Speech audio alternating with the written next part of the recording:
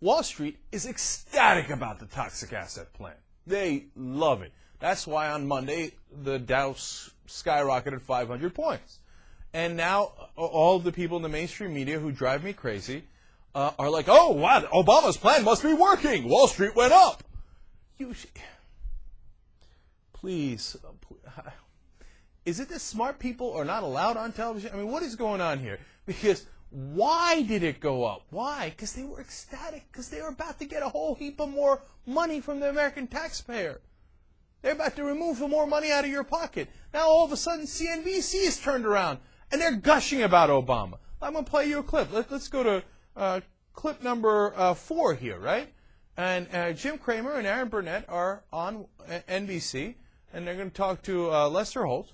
And all of a sudden, they change their tune. Obama's a great guy, and he's for the shareholders, etc.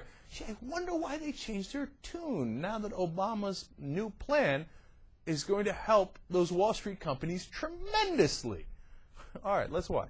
Aaron Burnett hosts Squawk on the Street and Street Signs. Good morning to both of you.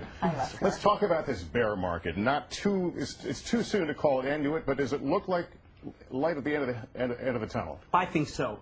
January, good. February, even better than January for the economy. Also, the bank plan does help, and everybody's coordinated this time, Federal Reserve, Treasury, President.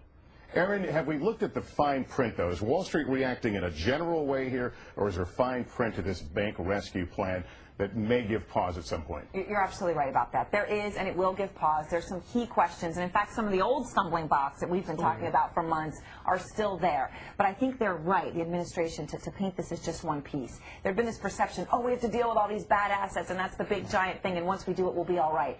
It is important, but it is a small piece of it, and you can actually say some of the housing mortgage modifications that they're doing are actually more significant.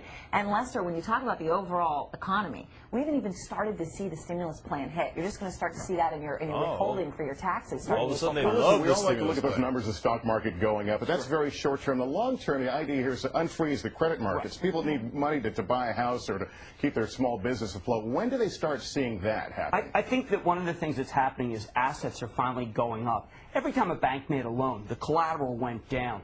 But we saw existing home sales yesterday really on fire. I think it's going to be a big spring selling season for homes. That's going to make the banks go, you know what, if we give people mortgages, maybe we won't lose money anymore. That's very positive. It hasn't happened in a while. Housing prices are stabilizing. Yeah, but we call these toxic assets. There's a chance we make nothing on this investment. That these banks may not even sell them, but we feel more confident.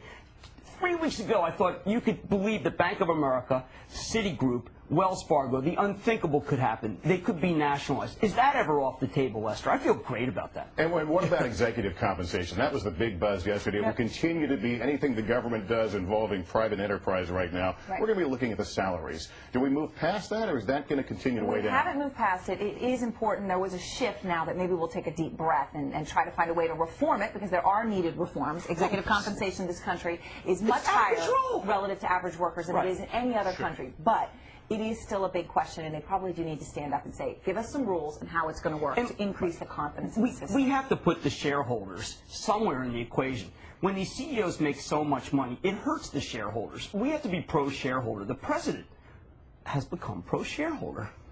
All right. You two, thanks very much. Jim Cramer, Aaron Burnett, good to have you both here. They're driving me crazy. The president has become pro-shareholder. When was he ever anti-shareholder? You know, it's as if like, oh my God, I can't believe that the president has become pro-shareholder. And look at what they said before. Jim Cramer before said Obama's doing great wealth destruction. That's what he said, wealth destruction, right? And before, when they talked about that home plan to stop the foreclosures, Rick Santelli on CNBC called it their losers' mortgages, right? Now all of a sudden they're in favor of the home plan. They're in favor of the stimulus plan, which they said was disastrous before.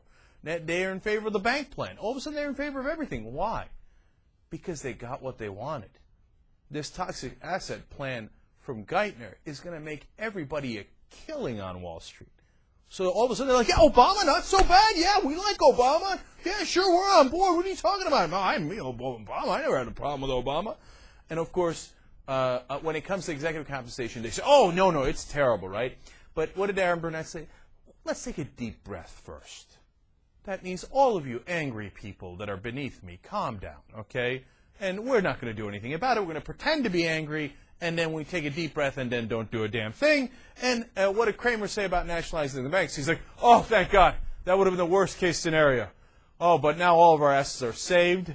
Okay, whether they deserve to be or not, we're all going to continue to make money, whether it's coming out of your pocket or not. We don't give a damn. And now, all right, now we'll pat Obama on the head and go, good job, way to play ball. That's what it scares me. And that right there is a good indication that Obama's not heading the right way. He's heading in the wrong way.